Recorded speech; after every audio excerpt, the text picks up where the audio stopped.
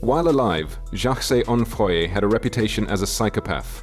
He had done jail time, was kept under house arrest, got hit in the head on stage during a concert. His ex-girlfriend accused him of being a sadist. The streaming service Spotify removed his songs from playlists, and many blogs and websites refused to write reviews of his albums.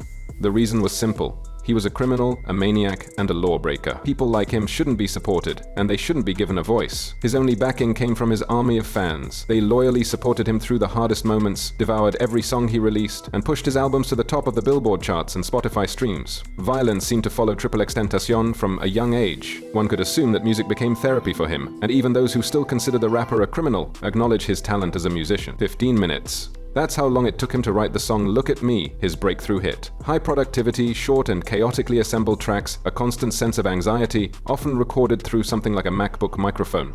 Onfroy's sound and his approach to making music influenced changes in the hip-hop landscape over recent years. XXXTentacion is probably the most controversial figure in modern hip-hop, and yet he changed the rap game so drastically that most rappers now unconsciously copy Onfroy's style. It happens sometimes that an idol turns out to be not so innocent. But this case is something else entirely. Jahseh Onfroy caused a lot of pain to those close to him, but also brought a lot of joy to his audience. And such a bright life was cut short in an instant. So in this video, we'll try to figure out who Jahseh Onfroy was, and how XXXTentacion permanently wrote his name into the history of hip-hop. Let's get started.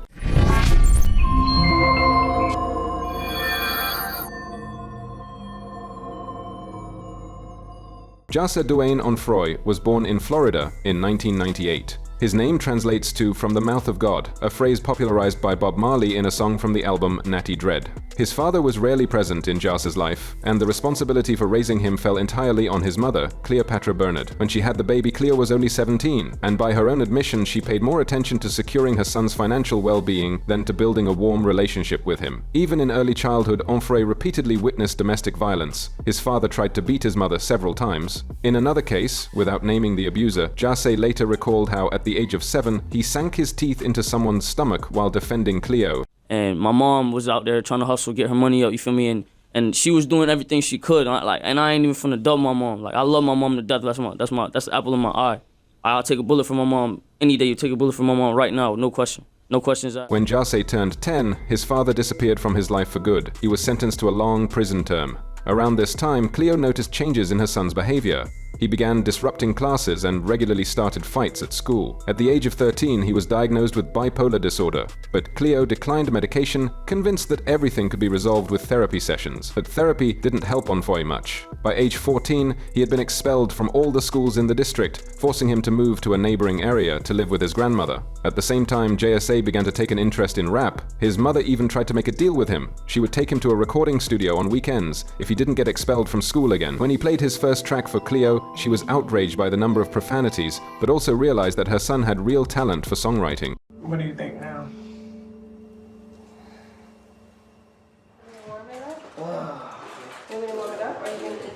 I mean, that's my son. Even if he's Hitler, that's my son. If he's the devil, that's my son. I birthed him. Wrong, right, or indifferent, I'm gonna have his back no matter what, and I'm gonna have his best interest at heart. So naturally for me, I wanna save my child. Any mother would have done the same thing, I would think. However, Cleo never got the good behavior she hoped for. The school fights gave way to more serious offenses. By the age of 14, Jahseh already had several charges for breaking and entering, drug dealing, and illegal possession of a firearm. In 2013, the teenager landed in juvenile detention, where he met Ski Mask the Slump God. The two bonded over their love of freestyling, which they practiced by tapping out beats on stools. In an interview with No Jumper, the rapper described living with a cellmate who was gay. He told the guard, quote, "If he does anything I don't like, I'll kill him." A week or two later, the cellmate started staring, and Onfroy slammed his head against a concrete slab and began stomping it in. "I was going to kill him for what he did. Because I was naked, he stared. I started choking him." That's how the musician described the situation. The guy screamed. The guards heard him, and I was covered in blood, hands, chest, literally. I went crazy. I could feel his blood on my face, on my hands. It soaked under my nails. It was everywhere. I just lost it. The guards opened the cell and pulled Onfroy out. He claims the guards didn't say anything to him. On the contrary, they told him to clean everything up. During a visit, his mother noticed the blood under his nails and asked what happened. When Jahseh answered, "That dude did some gay shit, so I had to smash his head in," she began to cry. After being released, Onfroy and Slump God didn't leave their criminal life behind, instead forming a half-group, half-gang called Members Only. They immediately started working on the mixtapes Members Only Volume 1 and Volume 2, which came out the following year.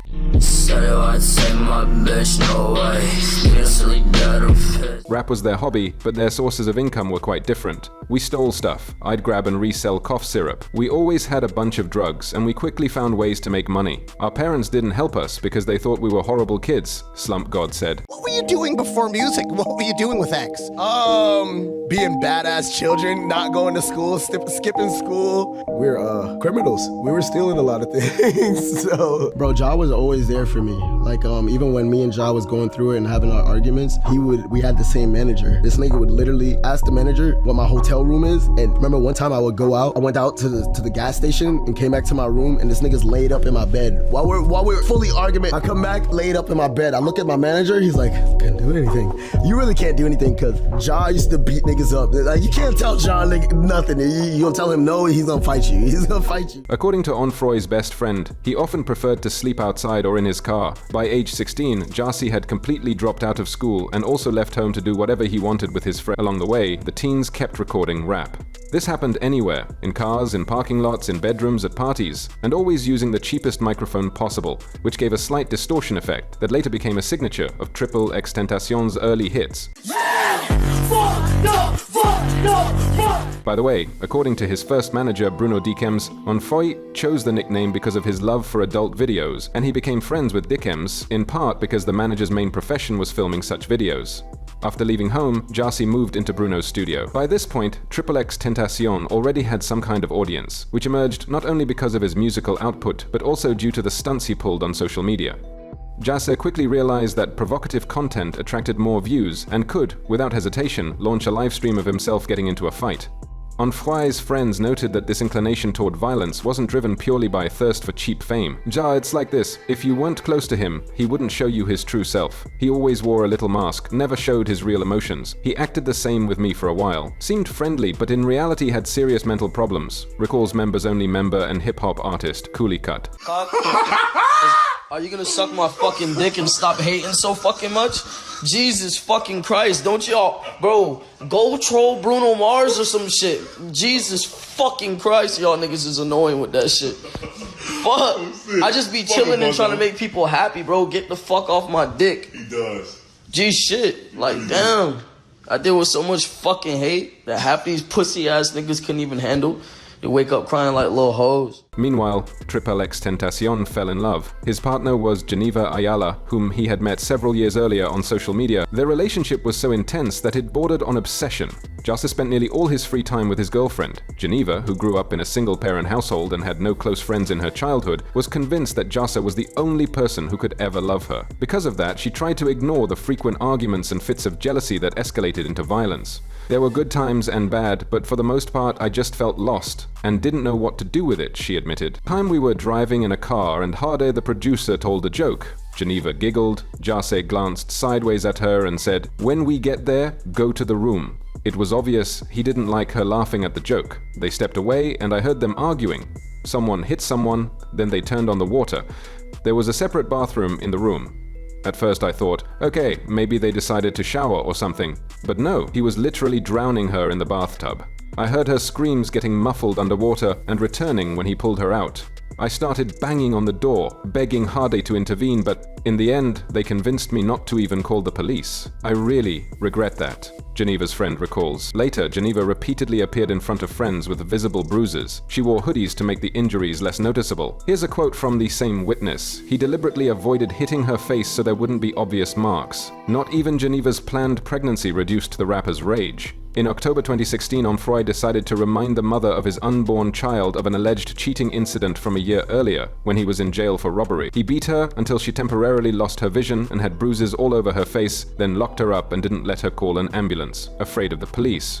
Geneva literally crawled out of the house while XXXTentacion was playing video games. Friends forced her to go to the police. Geneva says she didn't know her testimony would lead law enforcement to seriously pursue her ex-boyfriend. In July 2016, Onfroy was arrested in Orlando for allegedly stabbing his new manager, nicknamed Table. He believed the man had robbed him. Onfroy was released on bail a few days later, but was quickly rearrested on charges of armed home invasion and aggravated battery. Onfroy denied the assault allegations, prompting an army of his fans to attack Geneva, and that fan base only grew by the minute. The scandal attracted enormous attention to the rapper, his mugshot went viral online, and celebrities like ASAP Rocky called for his release. And I'm gonna tell y'all straight up. What are you doing? I got to fuck Jahseh. I get to talk about him whenever the fuck I want to. Did y'all know him? Why are you saying this? No, y'all did not. Y'all knew what the fuck he portrayed online.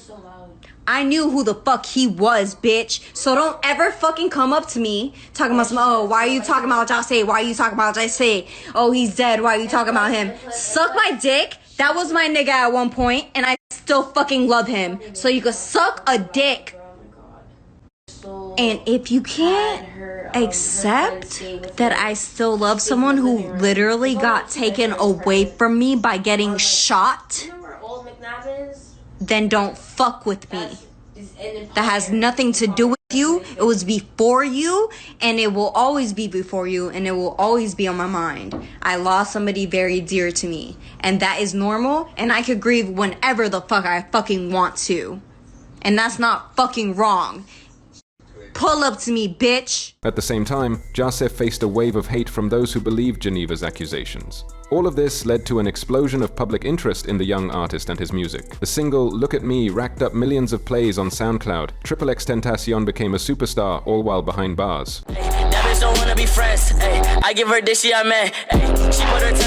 It's rare for a song to go viral years after release. But for that to happen, a track needs a catalyst, like being featured in a movie or commercial. The rapper originally recorded Look at Me in December 2015 with producer Jimmy Duval and a guy named Rojas, who called himself the underground DJ Khaled. They posted the song on Rojas's SoundCloud page, but it didn't receive much attention at first. The track was raw, aggressively gritty with a memorable hook. It attracted a few die-hard fans. More than a year later, this single, sonically miles away from the polished production of mainstream tracks, blew up the charts, caught the attention of ASAP Rocky, and inspired Adam Grant-Mayerson, a former athlete and hip-hop enthusiast, to become his manager. The song got so hyped that when Drake teased a similar-sounding track on January 28, fans accused him of plagiarism, which only intensified Onfroy's fame. Drake, he was supposed to contact one of my managers, so he doesn't do it. That same fucking week, bro.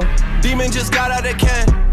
I gave my bro. I hear that in my dance. It's just not in my plans. Can't keep my dick in my pants. But that wasn't the end of the rapper's conflicts. He had a brief beef with Migos. In November 2017, Jahseh accused the group of attacking him in Los Angeles, and even posted a video showing one of the attackers fleeing the scene.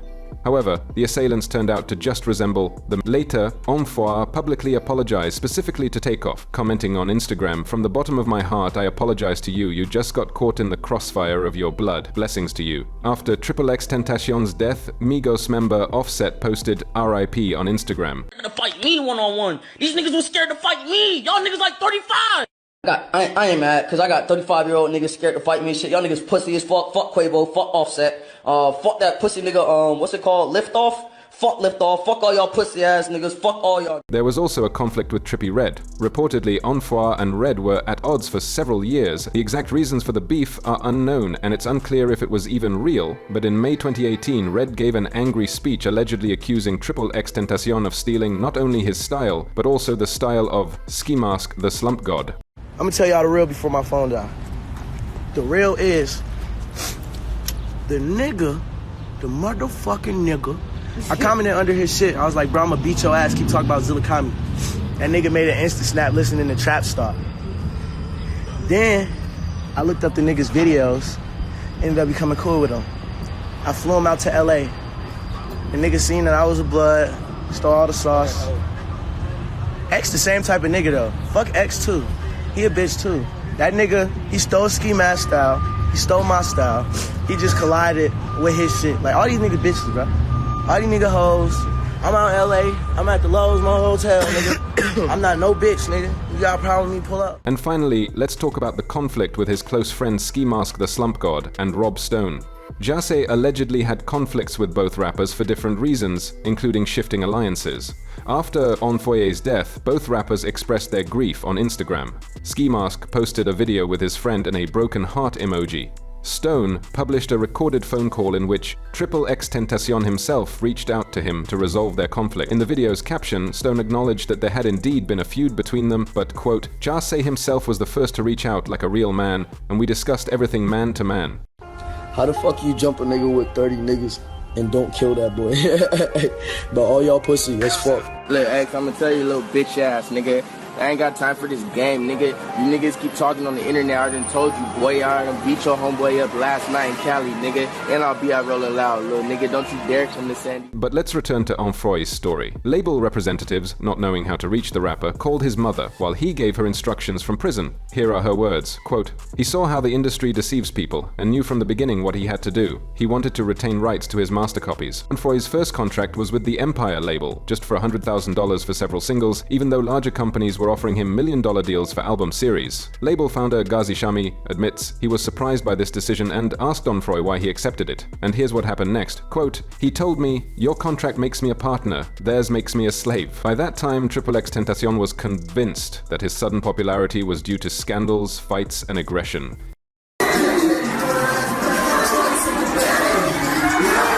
He started publicly playing the role of a total villain and daredevil, getting into fights at concerts, jumping into crowds from dangerous heights, diving into mosh pits. The turn his music took was all the more surprising. While earlier the rapper mostly shouted out punchy chants in his tracks, he now began to sing.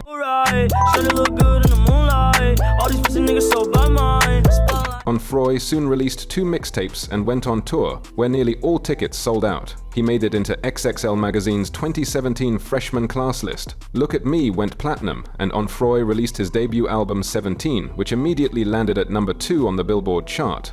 He later signed a $6 million deal with Caroline, a division of Capitol Records, but the domestic violence scandal continued to haunt Tentacion. In October, the major music outlet Pitchfork published detailed testimony Ayala had given to the police about her ex-boyfriend. The details were horrific, but Jahseh, still playing or completely consumed by the supervillain act, didn't seem too concerned. The musician posted a video on social media where, laughing, he promised to do the same thing to the little sisters of all the haters, which deeply alarmed his managers and lawyers. They eventually managed to talk some sense into the young rapper. After a while, Onfroy began trying to shed the label of aggressor, often speaking with fans about mental health and the battle with depression. Like nobody is understanding I put my source of happiness in another person, which was a mistake initially, right? She know. So she's scared. She thinks I'm gonna kill her. Thanks to regular and close interaction with his followers, Jahseh managed to build a tight and loyal community, whose members the rapper called not fans, but cultists. At concerts, the kids absorbed every word of their idol, and he seemed to be leading a mass. It was kind of like a cult, and he was their god. He said he made music for broken people, for people who feel what he feels, one of the rapper's managers explains. Meanwhile, the threat of a lengthy prison sentence still loomed over XXXTentacion due to the violence against his ex-girlfriend. Even reconciling with Geneva only harmed the artist. Her attempts to withdraw her testimony led to additional charges for Onfroy of witness tampering. He faced up to 20 years behind bars and awaited trial while wearing an ankle monitor that tracked his movements. Jahseh even considered going on the run, but his mother talked him out of it. Where could he hide, with blue hair, face tattoos, and national fame? The new charges further fueled the media's dislike for Onfroy, but didn't drive away his fans. When his second album, Question Mark, was released in March 2018, sales and streaming numbers quickly lifted the release to the top of the Billboard chart. This success placed him alongside Drake, J. Cole, and Kendrick Lamar. The album features 18 tracks and runs for 37 minutes, during which XXXTentacion breaks down genre boundaries. He jumps from trap to alt-rock, from metal to reggaeton, and beyond. Trying to please everyone. I wanted to appeal to every market. Even if someone doesn't like the whole album, at least one song will hit, he said in an April interview. I'm sad, I know, yeah. I'm sad, I know, yeah. On June 18, 2018, Jahseh went out to buy himself a motorcycle. He withdrew money from the bank and headed to the REIVA Motorsports store. A dark SUV with 4 men followed the rapper. As Onfroy was leaving the dealership, the vehicle blocked his path. 2 men jumped out of the SUV, pointed weapons at him, and demanded money. A struggle broke out between them and the artist, during which one of the assailants shot the rapper in the neck. The men stole the rapper's bag and fled the scene. Onfroy was later transported to the hospital in critical condition, but the rapper could not be saved. Onfroy died at the peak of his fame at the age of 20. In April 2023, a court in the United States sentenced 3 men accused of the rapper's murder to life in prison. In March 2023, 28-year-old Michael Boatwright, 26-year-old Dedrick Williams, and 24-year-old Trayvon Newsom were found guilty by a jury of first-degree murder and armed robbery. As the agency explained, the prosecution did not seek the death penalty for the defendants, so life imprisonment was the only sentence that Broward County Judge Michael Usen could impose for first-degree murder. The case also involves a fourth defendant, Robert Allen, who also participated in the robbery of Jahseh. Last year, he was found guilty of second-degree murder. However, the sentencing for him was postponed until the trial of the other 3 defendants was completed. Allen cooperated with the investigation and testified against them. Interestingly, the murder of Onfroy, like all such tragic events, became surrounded by conspiracy theories. For example, one of them claimed that Jahseh's murder was organized by Drake.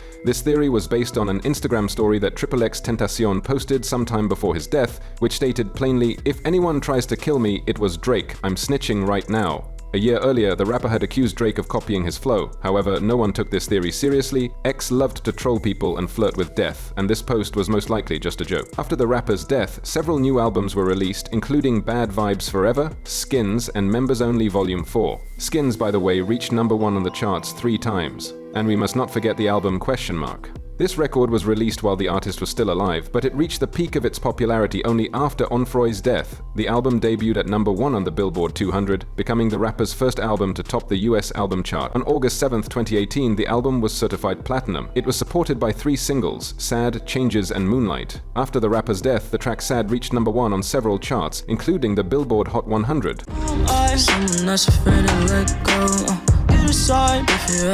Despite the fact that 2 of Onfroy's 4 posthumous music videos are animated, their views and hype still deserve discussion. The most viewed of the artist's posthumous clips is Moonlight, which currently has over 1 billion views. The next most popular is Sad, which now has 311 million views.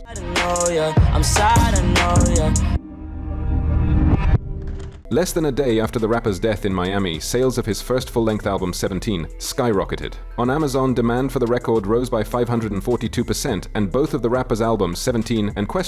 occupied the top spots on Amazon's Movers and Shakers digital music chart. Sales of 17 rose by 9,000%, and the sales of his latest album rose by 41%. Many well-known industry figures spoke about the artist. For example, this. I'll put it like this: when I first went to meet him, like, I judged him like just like how everybody else did. You know what I'm saying? Like, first I heard the song, you know what I'm saying, Look at Me. I was with it. I was like, when I like something, I look into it more. You know what I'm saying? So I looked into it, I typed him up on YouTube, and I just seen like he was like fighting a lot. Like, he do a whole bunch of like fighting people. Like, when I came into meeting him, like, that's how I was like, I was on my like, I'm ready to fight whoever too. Like, I thought he was gonna be coming crazy. Like, but he was the politest person I ever met. Like, right. Or this. There was different eras of X. There is like black hair era, like when he just had regular hair. Then you had the blonde and black era, and that's when all the crazy stuff started happening with the allegations, with, you know what I'm saying, the trial, the shows, the riots, the Rob Stowe situation, just everything. Then it went to the transition where he was white hair X, where he first got the tree in the middle of his forehead and he shaved his eyebrows. That was like his evolving state. And then it went to indigo X. He said the reason why he changed his hair is because like he understood how it was being a bad person and how easy it was, and he was just like, I want to change. That was the main thing he told me at the end of like the journey.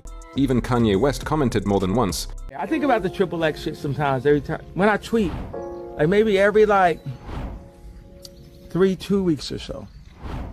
You know, people I be saying, like, it's all like bulletproof everything and shit, but I wonder like, how could I still be here, man? It's like, God has to have something. It's God. It's God, because you said a lot of shit, bro. Let's be real. like at some point, somebody has to say it. The late rapper was quickly recognized as a leader of the SoundCloud rap phenomenon, meaning he made a name for himself on the internet. And now, at his sort of virtual funeral, dozens if not hundreds of peers in the genre paid tribute. From underground legends like Lil B and southern rap figures to major hip-hop celebrities, including Kanye West and J. Cole. Nearly everyone wrote about the rare talent of the murdered artist, and even about his influence on their own work, thus confirming his status in modern pop culture, a status that, due to Onfroy's legal troubles, continues to be the subject of wide debate. The police stated that the artist was attacked by 2 black men in hoodies and the shooter was wearing a red mask. Well, shortly after the murder, and even just before it, little-known local rappers Soulja Kid and Soulja Joe show, posted several photos featuring not only a red mask, but also various references to the abbreviation XXX in the captions. 10 minutes before the attack, one of them uploaded a short video from a diner next to the ill-fated motorcycle dealership. A gun appeared in the frame. Interestingly, on May 2, Soulja Kid released a new mixtape titled XXX. These artists ultimately had nothing to do with the musician's murder, but they still managed to generate hype around themselves. If Onfroy truly became the victim of a ruthless war among young rappers for hype, then it would be hard not to see a brutal, almost inhuman, but still ironic twist in his tragic death. Strictly speaking, the first wave of hate against him was based on the same accusation, that the Florida freshman, who was still working in a call center in spring 2016, was willing to do anything for attention. Later, a film was made about the rapper. The documentary, Look at Me, fit into 2 hours, not only the main highlights of one of the most controversial rappers of our time. The film by Sabah Falayan raises the eternal question of whether it is possible to separate the art from the artist. However, it almost immediately provides an answer. Falayan, with the persistence of an investigator, grills all of Jahseh's relatives and representatives who continue to profit from his music. They in turn try to find some justifications, if not for Onfroy, then for themselves, but ultimately expose the weakness of their excuses. Another red thread that runs through the entire film is the ruthless power of the internet.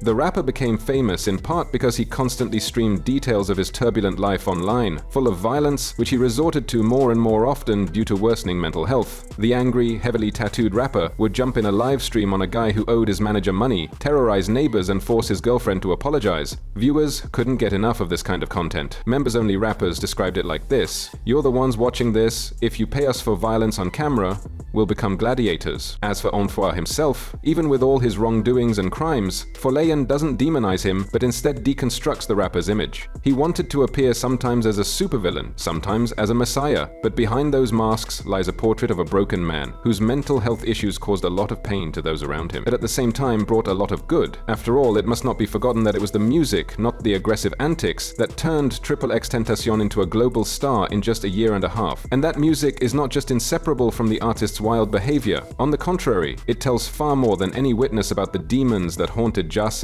and his attempts to walk a path, if not of repentance, then at least of self-reflection. Pay attention to what you're doing in your life, because your life is right in front of you. Everything you need is right in front of you. Even if you broke, dead broke, it's because you're supposed to be like that. And everything, the people who struggle the most or get it the hardest will succeed in the end. I promise you. You will not have the hardest life forever. Everything will come to you. What you deserve will come to you. That's all from us. What do you think about XXXTentacion, his life and his career? Share your opinion in the comments, like the video, and subscribe to the channel. Bye everyone!